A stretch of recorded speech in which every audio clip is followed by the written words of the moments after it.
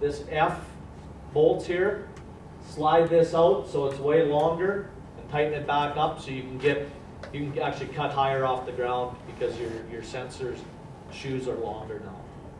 So there's an adjustment there.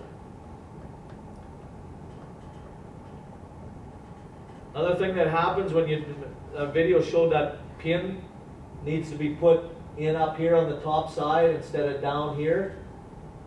One of the biggest reasons is I didn't even realize that it would hit when it goes up high. You freaking lose them all the time if you don't have them hit away up there. So.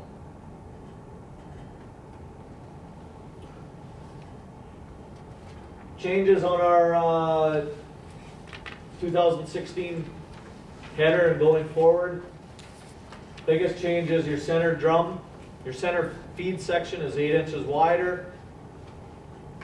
Center draper is 20% faster. Drum is 35% torqueier. Did they put them spirals on there, sliding instead of the fingers? They have the fingers also. It just doesn't show it. They have the spirals and the fingers. Do they have them the right length now? Yeah, if you put the right ones in. Okay. Yep. You guys got to be very careful as parts people handing out auger teeth, center drum teeth. This center drum tooth is different than like for a 615P. Looks identical, about 3/4 of an inch longer. One of them's longer than the other. So if you happen to put the longer one where it needs the shorter one, you can rip out a floor pretty easily.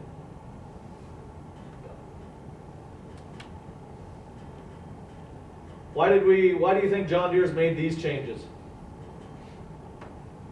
Well, Any idea? They used to be narrower, right? Yeah, they're 8 inches wider now. They're torqueier, They just faster. Just couldn't get enough in. Yeah. What are we getting more into in this country? That straight cutting canola is why a lot of these changes have been made. This thing performs awesome straight cut canola compared to the 2014 that I used last year. There's absolutely night and day. Just of note, that center section underneath your center belt, they talked about undoing bolts. It's actually a sliding clip pin on spring-loaded clip pins. You just give it a pull and it drops down. So you can empty out rocks, dirt, whatever you have to do there. Lots of times we'll get rocks underneath there, and it'll stop that draper and stuff like that. So it's an easy fix.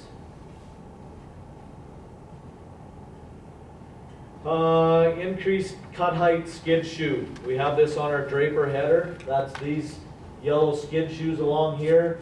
There's 2 of them left and right, and then there's 64 of them on a 640, I think it is, something like that. I forget how many. They're an inch thicker.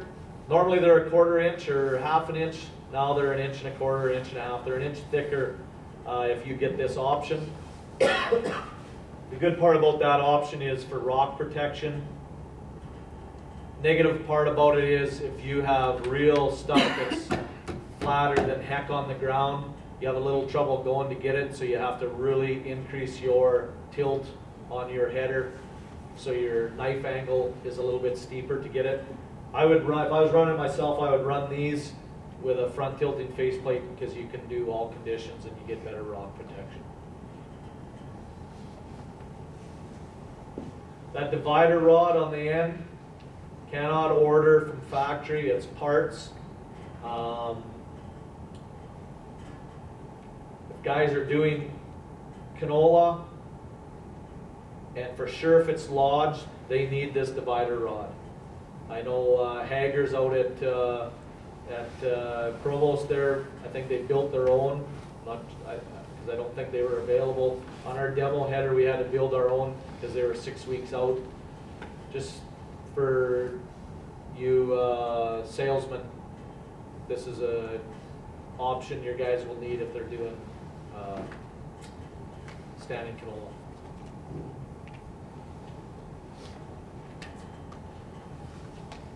Top crop conveyor augers.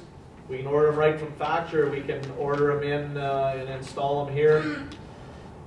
The John Deere ones, OEMs, are fairly pricey because we're battling with the dollar. Rick's gonna give an Ag Shield option, talk about that a little bit later. But these are needed when you're running a draper header for peas and canola, any bushy crop. This lubrication interval chart, that's just for your use. We're gonna kind of go through that a little bit when we're outside, so. Scotty, you wanna do yours? Yeah, either one. Do you wanna, we're just gonna do 30 minutes to Hey, Or we just gonna do 30 for lunch? Like, should I do a full guy or, yeah, do whatever you gotta do there. you got my presentation? Right? Yep. Did you turn the camera back on there, Bob?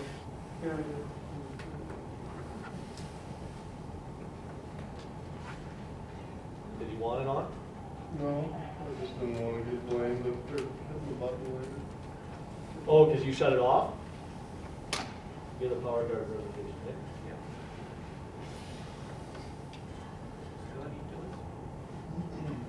Scotty does not know. Scotty is very fluent in wear versus warranty. Not so much. Okay,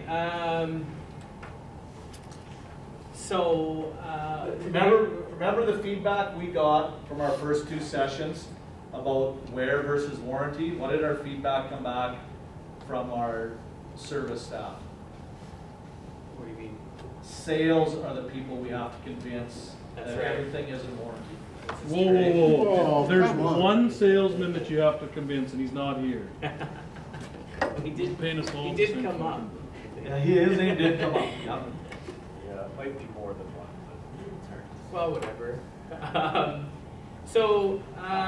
It's actually, we have way less cat calls with you salesmen in here.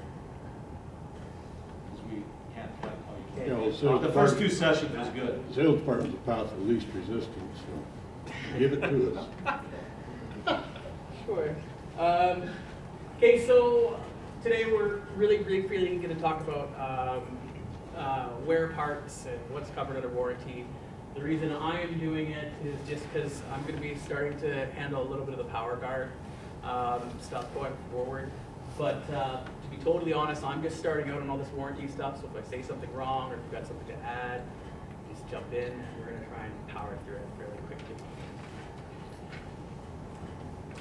So, the big thing to talk about today is just making sure everyone's got an understanding of what wear parts are and why they aren't covered. And since they aren't covered, how do we do a better job of keeping the customer's expectations about replacing those types of parts. Okay, so I'm not going to spend too much time on that. Basically, Deere's warranty covers defects in manufacturing, okay? Any other damage that you're going to have to a machine or an issue is either going to be insurable or just out of pocket. The warranty really only covers that manufacturing process. This is That looks like warranty. this is not going to be warranty. This is we established who this was, right? Yeah, it's Matt's picture. Yeah. No, I mean whose combine it was, didn't we? Pinocchio's, wasn't it? Whose? Pinocchio's? Pinocchio. Pinocchio, yeah. Is It went it to Pinocchio? Pinocchio, Okay. yeah. Yeah, rolled right off. That's not going to be covered. that's the one this year? Yeah, That's just next door. Is it? That's over at Grace. Oh, I didn't know that. it's where, McRae's, is it? Yep. Yeah. Should go take a look at that, Yeah. actually. I'd be curious. So, not surprising, warranties are not going to cover used equipment. I think Weasel came up there. That's sort of weasel comment. Or altered equipment, that's no surprise. Depreciation, obviously, not going to be covered. Or normal maintenance, or your oil change, that sort of. Or modifications like. Okay, aftermarket attachments, lots of guys use them, no problem there, except if they cause a secondary failure, any type of damage on your combine, you're gonna have problems getting them covered, right? So, you are at your parts counter and a guy's got a brand new combine and maybe he brings in a separator grate and wants to know why after a week of use it's not working. Any of this, would we say that that's a normal wear part or is that damage? I'm gonna say that's a rock ingestion damage. Obviously not covered. It's not a wear part, but it's operator error or accident, not something that's covered. This is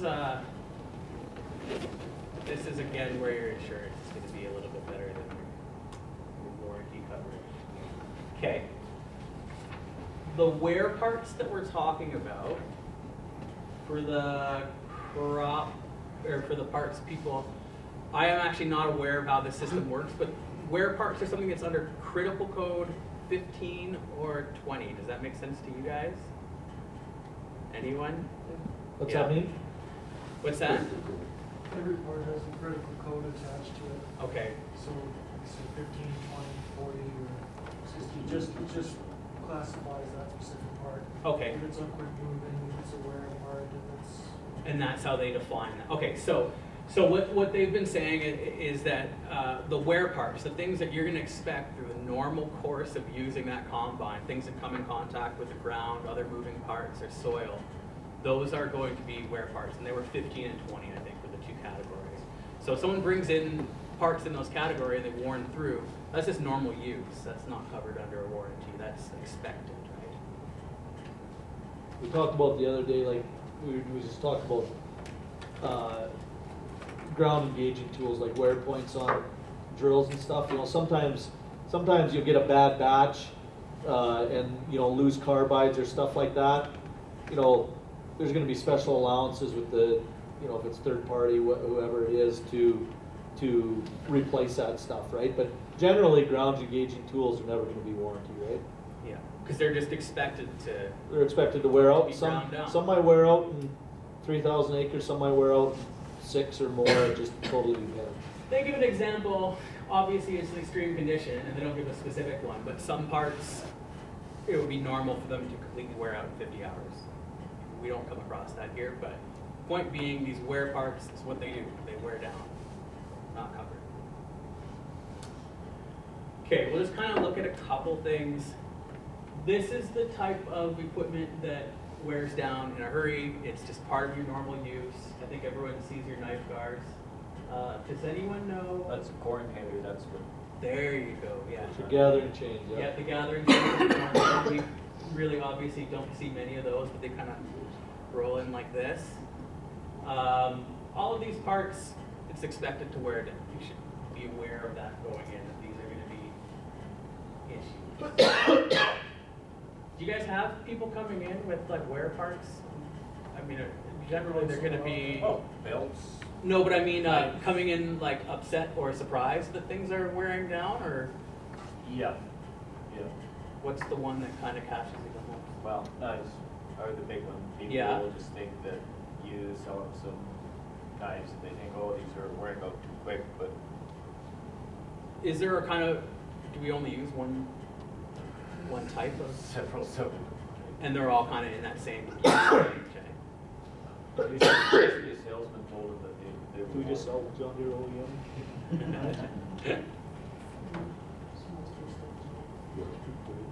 We've got other kinds, yeah.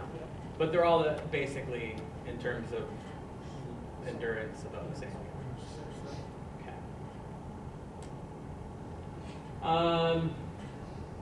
Kind of just put together a list here of the parts, again, that we expect to wear, that tend to wear out with normal use.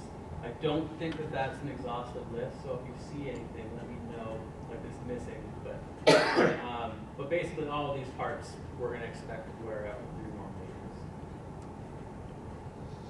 Again, same thing. Let me know if I missed anything. I don't believe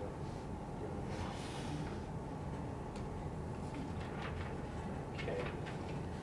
So on the combine, kind of front to end, like I said, you're going to have a lot of normal wear and tear on these machines, but there's things that you can do in order to kind of mitigate the impact. So a few things are just, for example, how do you have your header tilted? Are you bulldozing a bit? Are you running too fast? What type of soil are you operating in? You guys think of any other kind of conditions or conditions that you would be applying to a combine that could impact that, right? Yeah. What type of speed? How much you're loading it, for example? What type of crop you've got? Some are a lot more abrasive than others. You might want to be looking at like a heavy duty package for some of these. This guy. So for example, chains. Chains are a really big thing here.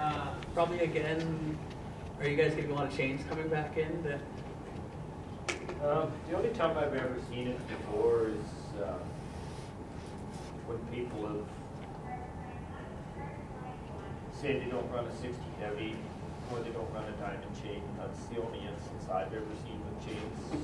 But we're exclusively 60 heavy now though, right? If guys want a new chain, No, some people, what the book says, okay.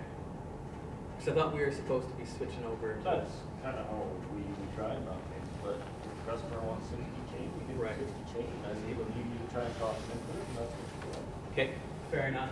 I won't spend as much time on the chain things today as I did with the text because a lot of it gets into the measurements and all of that. But basically, proper chain tension drives a lot of the normal wear and tear. If it's running a little bit loose, you've got a bit of a cascading effect. You're going to wear down your chain guides here. You're going to end up with belt issues. So guys that feel like they're having some issues with their chain or whatever, just make sure that they've got a proper gauge. They can order it through us to find out whether or not they've got enough tension on it. It needs to be within 3%. Once it goes past that, it's time to replace it. Okay, you know, we're going to skip roller chain maintenance. I don't think that too many of you guys work on that. Okay.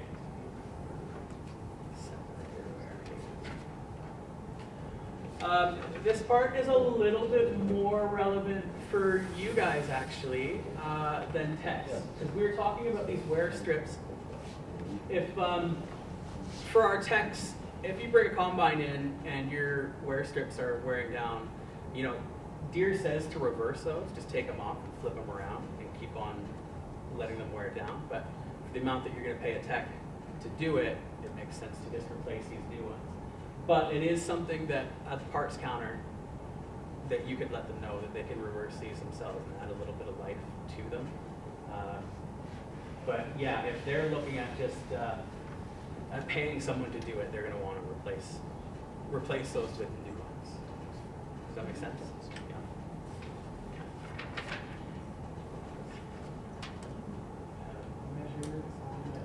The feed flights are a little swirly guys. Once that edge wears down about 5 mils, just let guys know that's when it's time to replace them. If you start seeing any flaking or chips coming off, then that's a manufacturing issue. Let us know and we'll do like a DTAC case in there. Same thing, once that flake starts meeting that bracket there, it's time to replace them.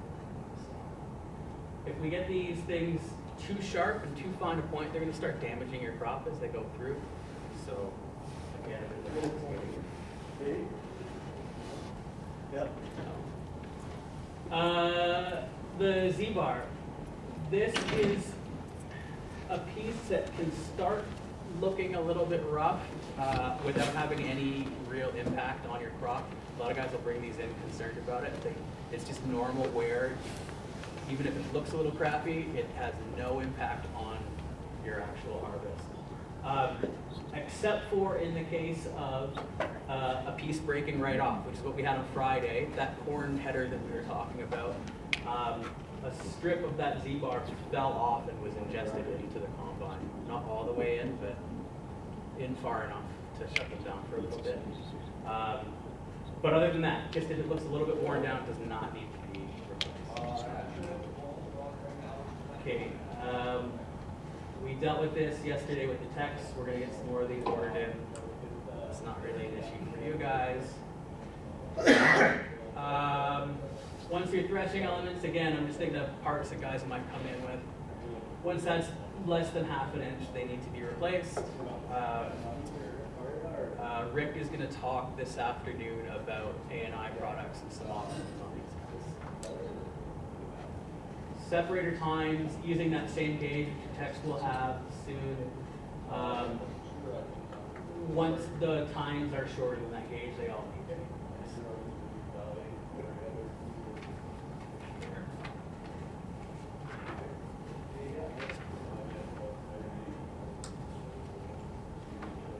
Okay. They usually don't get worn down too bad. They usually get broke off. Yeah. Where, like, right at those bases, at the three, do they rip off? Well, or- when something goes through there, yeah, they should. I don't think I've ever changed a set due to old age, but Really? no, honestly, Has anyone? Because my understanding was these wear down pretty quick. Are they not? No. I Only broken, eh? Yeah, I honestly, I've been doing this that long, but nobody's ever come in and said these are wore down. I need to replace all 18 of them. That is interesting. I didn't realize Total that. service report. Huh. Okay.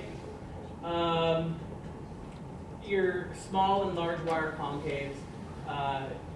You guys, I'm not going to go over how to use this gauge, but basically, once your bars there start getting a little bit too thin, that needs to be replaced. That's expected.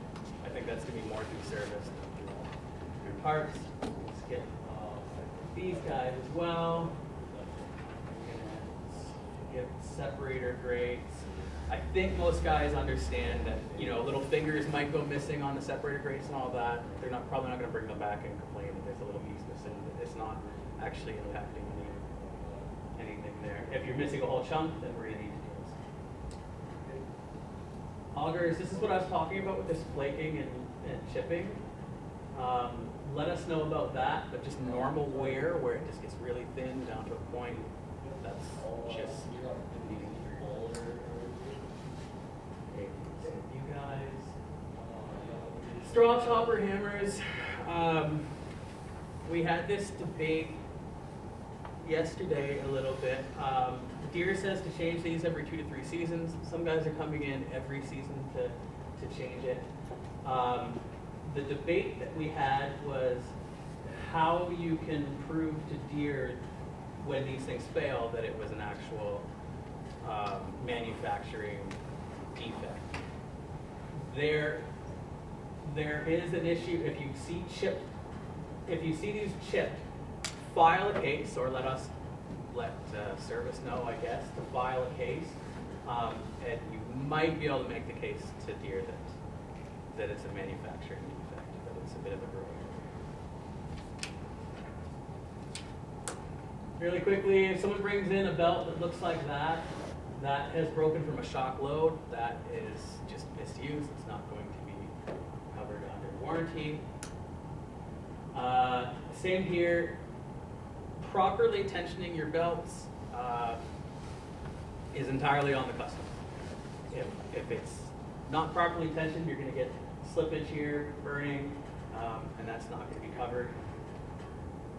So you need to remind guys just when you're talking to make sure the belts are all nice and tight, chains tight. Same here. This is just before an object's come in. I'm not sure exactly what would have caught it, but that's obviously been a cut belt. That's not covered under warranty. Careful banded. This is burned through from a kernel of corn that's been stuck underneath there. Multiple kernels of corn. This is kind of an interesting one because it's not technically covered, but in talking with people this week, some guys have, talking with people from Deere, some guys have, made a claim here saying that kernel shouldn't have been able to get trapped underneath there. But, generally speaking, wear through on a belt is not. Okay. Later today, Rick is going to talk a little bit about replacing springs in the slip clutch and going for a heavier gauge on it. That's good, and a lot of people are looking to do that. The problem is that once you change those springs, it's no longer an official gear fix there, and he's going to mention that again today. So that's going to void the warranty on that part. Again, you'd expect parts in here to just wear them. They don't cover bearings, but no one at all this week has had to replace a bearing in the first year so far. So we don't worry about that. Okay, very, very briefly, we'll just talk about how to keep these products from wearing down. It's really not too exciting. You can just tell people coming in if they're a little frustrated. Obviously, all chains and drives need to be properly tensioned. The big one to me is don't be so aggressive in the field. Like, you can't be picking up soil and firing it through there. Weather conditions have to be okay. Like on Friday with the -40, we had some brittle metal cracking, that sort of thing. Just be aware that some conditions are going to add a lot more wear than others. Okay, we'll kind of go through this real briefly. This is cases where guys might bring something into the parts counter with a complaint. If you see fabric exposed through your draper belt, that has no impact whatsoever on your work. It's not going to be covered. Up top, if you've got a belt tracking issue and there's damage, we're going to have to do a little investigation there to see if it's actually a manufacturing problem. It's probably not. Cleat wear. Cleats obviously are coming into contact with prop constantly. They're going to wear down. That's just what they do. Yeah, we would expect that to happen. Cleat cracking, same thing. You know, if you pick up some foreign object, there's some damage there. Obviously not covered. This, if you see this the V-guide belt cracking, that is from a manufacturing problem. They will warrant that. Ventals, not so much. Has nothing to do with production at all. So the productivity. And this other one, the pitting at the front of the belt cleat. Some wear actually looks a little bit like pitting, but it's got to be this actual kind of right at the front, holes coming out of it. That is a manufacturing problem. They can replace that. I'd be impressed if somebody tried to slip, tear, or puncture damage past you. I mean, it's pretty clear that that's not a wear item. Looks like to me there's more issues that could be warrantable than I thought anyways. Yeah, there's a few, like on the belts, I'm just talking these belts. Yeah. Well, I mean, there's only a handful that they'll take, and then there's a lot of gray area ones. Yeah. And that kind of gets into what Rick is going to talk about after lunch, is that with the belts, there's a little bit of wiggle room there, depending on how hard you're going to fight deer on it, how recently purchased the belt was. Ply separation, I think one guy had seen this and it was on a really old belt, so I doubt that they're going to replace it, but that is technically a manufacturing problem if you see that one. This one, Brad, you were talking about, you didn't have a failure from it. You actually had this guy work the other day. Yeah, I forgot to mention it when we were talking about the flex draper header.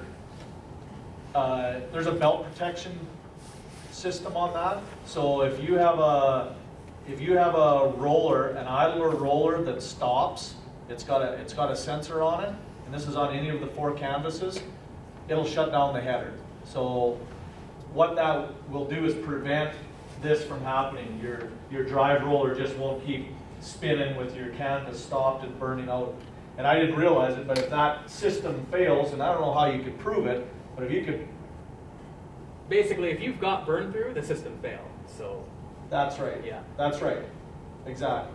So All right, we're talking on a flex draper header only though, right? So it's not a failure of the belt, it's a failure of the belt protection system. If you got burned through, it's pretty obvious. Yeah, I don't know was anybody with me down south when we were doing the training ground when that happened? Anybody was riding with me? Somebody with me yesterday, one of the techs was with me. Yeah, system come up, big full screen alarm, and you're wondering what the heck's going on. You go underneath and there was a big stump caught underneath, holding your canvas still. It worked just like a charm, so. And you pulled that from It was actually on the right. We just unwedged it and continued on. So is that where? there's like a foreign object was caught under there underneath one of the support arms against the canvas. So that's all it was. Yeah, this is the last slide, very briefly, because you guys aren't really going to be doing this part.